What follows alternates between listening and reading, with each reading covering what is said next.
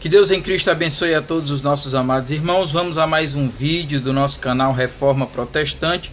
Vamos continuar com a nossa série de mensagens sobre falsos mestres, como lidar com eles.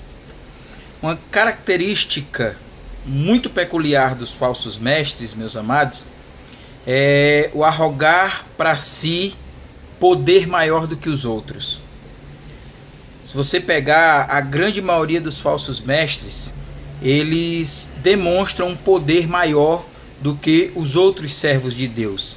É como se os outros crentes não tivessem o mesmo poder que eles.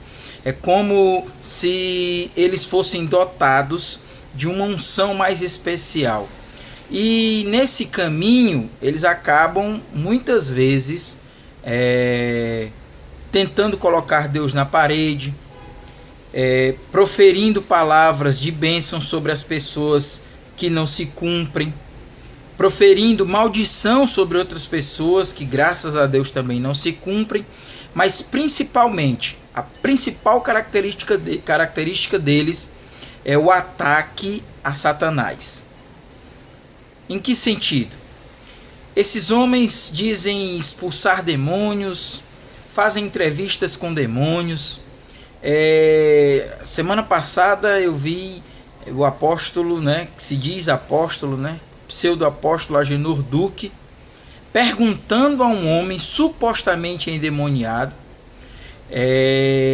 quem estava ali naquela igreja, quem protegia ele, Agenor Duque, quem era que agia ali naquela igreja, e aquele demônio, aquele homem supostamente endemoniado, falando que Deus estava ali, que Deus era o maior, que existiam três ali, fazendo referência à Trindade, que protegiam aquela congregação. Então, isso hoje é muito comum. Eles usam as pessoas, que se dizem endemoniadas, e essas pessoas passam a proferir ou a pregar o evangelho, ou falar sobre as coisas de Deus. E eles mandam colocar a mão para trás. Lembrando que essa prática começou com a Universal, ainda no início da Universal, na década de 70, 70, 80, a Universal começou com essa história de entrevistar demônios, perguntar o que é que ele está fazendo com a vida daquela pessoa. E assim, nessa mesma leva, muitas outras igrejas neopentecostais e até pentecostais fazem isso, entrevistam demônios. Então, a relação do falso mestre com as hostes malignas parece ser uma relação muito próxima, muito próxima. Mas o que a Bíblia diz sobre isso?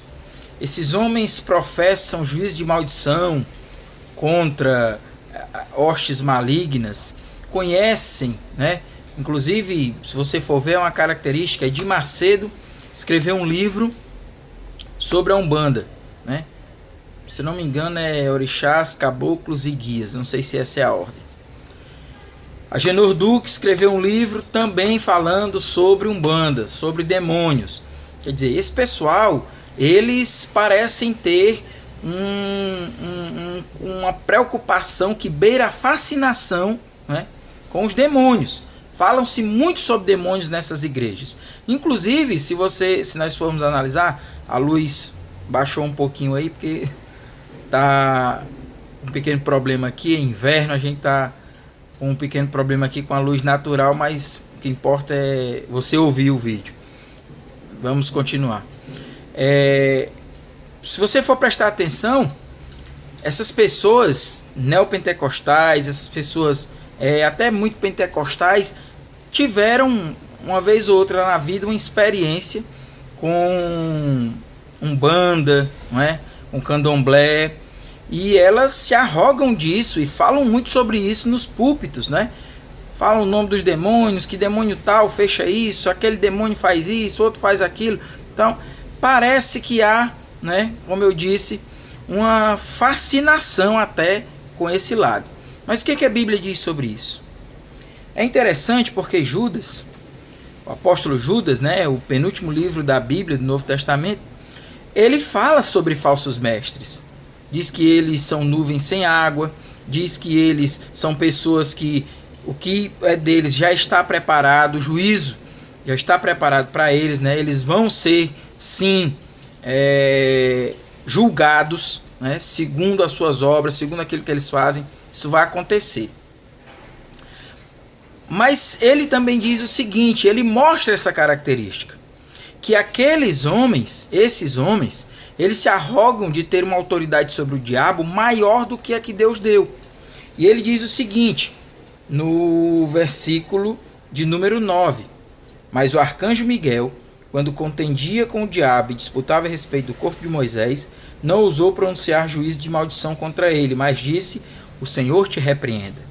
Ou seja, o que Judas está dizendo aqui é o seguinte, é que toda autoridade do servo de Deus, do pastor, toda autoridade do membro do corpo de Cristo vem de Deus.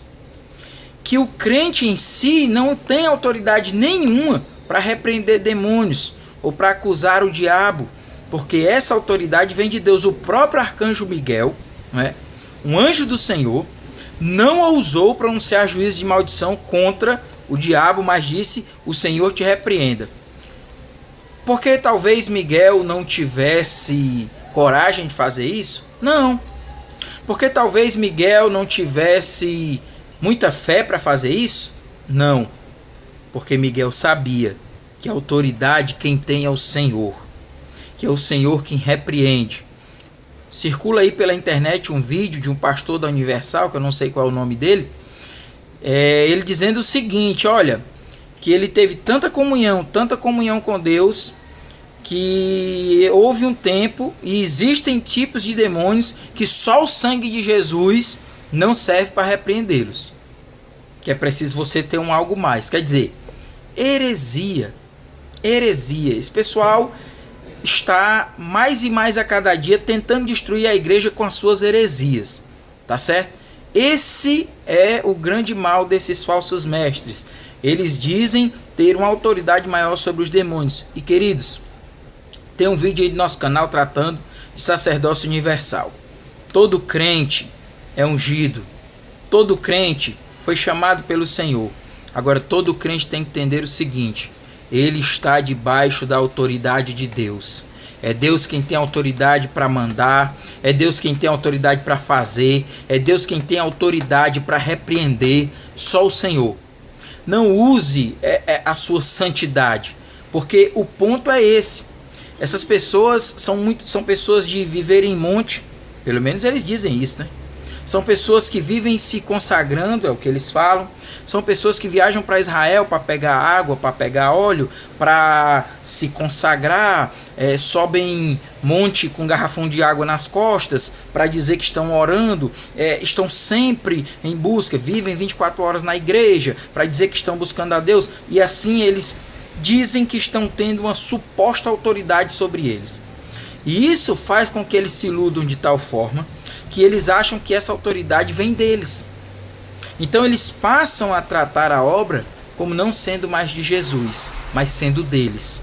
É por isso que Judas, ao citar esses falsos mestres, ele cita esse engano que eles mesmos caem, se dizendo, olha, nós somos mais poderosos, nós somos mais ungidos, nós somos separados, portanto nós temos autoridade. Aí vem bênção só na igreja deles, poder só através deles. Aí nós vimos o que está acontecendo hoje e o que eu já vinha dizendo há muito tempo, né? Já tinha comentado sobre isso, né?